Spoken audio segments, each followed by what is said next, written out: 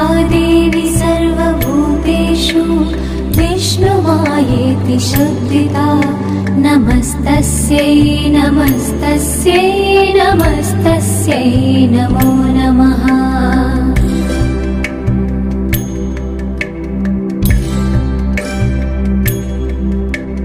या देवी सर्वभूतेषु चेतनेत्यभिधीयते नमस्तस्यै नमस्तस्यै नमस्तस्यै नमो नमः।